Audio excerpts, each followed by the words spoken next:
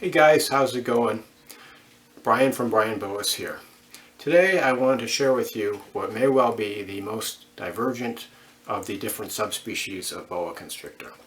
It's called the Pearl Island Boa, boa constrictor sabogae. Today I want to go over the unique characteristics of this particular island boa and how it differs from the other types of boa constrictor. I'm going to touch on the natural history of this boa, as well as talk about the captive husbandry. I'm a breeder of boa constrictors. If you like the contents of this video, please subscribe to the Brian Boas YouTube channel for more videos on all aspects of keeping and breeding boa constrictors in captivity. The Pearl Island Boa is unusual in that it was originally described as a member of a different genus.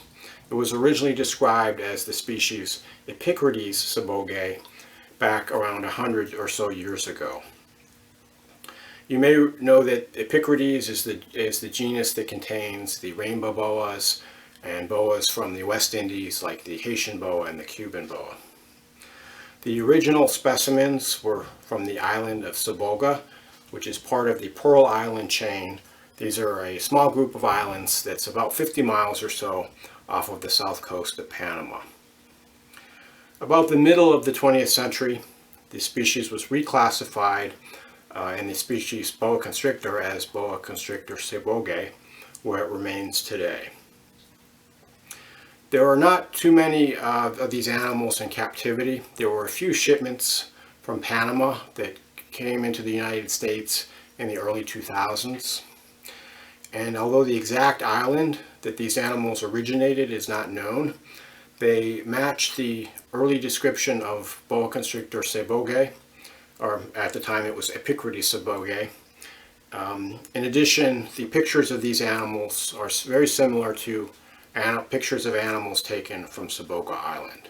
So if they're not from Sabogae Island, it's likely they're from a nearby island in the Pearl Island chain. When I got my first animals, I wasn't really fond of this subspecies, but since I've kept them for quite a while now, they've really grown on me, and I've really come to like this particular form of boa constrictor. When I got my first Pearl Island boa, one of the things that I didn't really like that I had to get used to was the fact that they move an awful lot.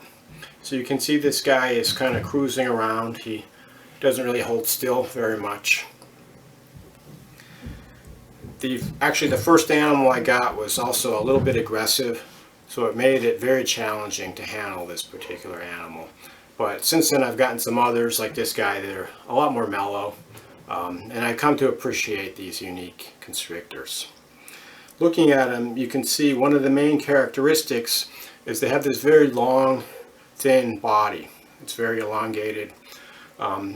As opposed to most forms of boas that are kind of short and more fat around, these guys are very long and skinny, almost like a carpet python or reticulated python, or an animal like that.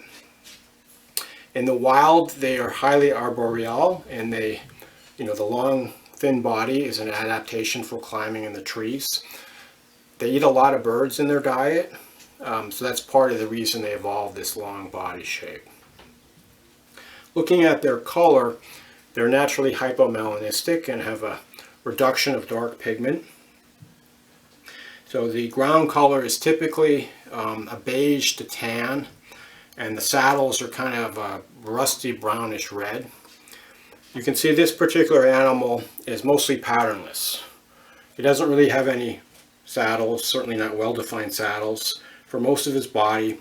If you look at his tail, you can see he has a few tail saddles that are this reddish brown in color. And then the other characteristic of sabogae is they often will have these white scales on their side. Looking at this guy, you can see he's got a lot of white scales and white patches on his side. So they're just a very unique and beautiful looking boa constrictor. This is a 2013 female. So this particular animal is about as large as they get. She's coming in on 6 feet here. Typically the adults are in the 5 to 6 foot range. So this particular female, you can see she has these faint saddles, but the size of the saddle is reduced and the amount of dark pigment is greatly reduced as well. She also, I want to show you one of the most unique characteristics of the Pearl Island Boa is their unique head shape. So they have this greatly elongated head and this really pointy snout with prominent nostrils.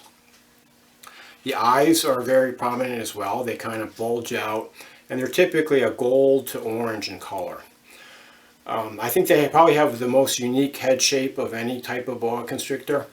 If you look at them from just the right angle, they remind me of a gray alien, like a Roswell type alien. Just very, very cool looking animals. This particular animal, if she'll let me unwrap her tail, you can see she has these patches of white scales towards her tail. So they have a lot of these white scales. You can see also in her body she has a lot of the white scales. So just overall a very, very cool and unique boa constrictor. Looks quite a bit different from the other subspecies of boa constrictor. Very cool animal to have in your collection. 2019 was my first year of breeding boa constrictor sabogae. And overall I found that the difficulty of breeding and the preparation for breeding of this subspecies of boa is similar to the other types of boas, like the boa constrictor imperator or boa imperator boas.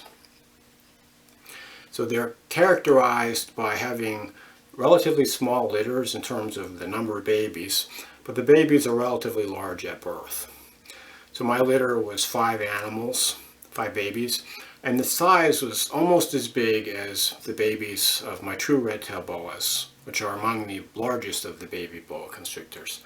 They were around 20 inches or so at birth, so quite a bit bigger than other types of the dwarf and semi-dwarf island boas. I got the 5 babies and turned out that 4 of them were males. This was actually the only female. And the other 4 animals all ate very well from the beginning. This particular animal didn't eat at first, and I had to assist feed her for a few months before she finally started eating. And now she's eating quite well on live and freeze-thawed fuzzy mice. So you can see this particular girl has this really nice, mostly patternless coloration and this really nice light overall color. You can see towards her tail she has these nice kind of a reddish brownish saddles. This form of boa constrictor also has a really nice shiny iridescence to it in the right light, which you can see in her. She's still a little bit small compared to her litter mates, who all ate from the beginning, but she's making a little bit of a comeback and putting on some size now. Just really looking forward to watching this boa grow up. I want to show you my holdback male. You can see he's a little bit bigger than his sister because he ate right from the get-go. But overall a really beautiful animal. So he's got this creamy beige background color. You can see the greatly reduced markings, and the saddles are kind of a reddish brown to burnt umber in coloration. It's a real striking looking snake to look at. So right now I'm pairing up the male that I showed you at the beginning with my other adult female, and fingers crossed for another litter of these beautiful constrictors, maybe sometime in the June to July time frame. I'll continue to update you on the progress of this and my other 2020 breedings in future episodes of the Brian Boas show, so please make sure to subscribe if you haven't already. So that's the Pearl Island Boa. Definitely a unique and beautiful boa for somebody that's looking for a boa that's a little different from the other types of boas. I think they have an awful lot to offer to the right hobbyist looking for a unique animal. As always, if you have any questions or comments, please reach out to me. Thank you for your attention, and remember to always enjoy your boas.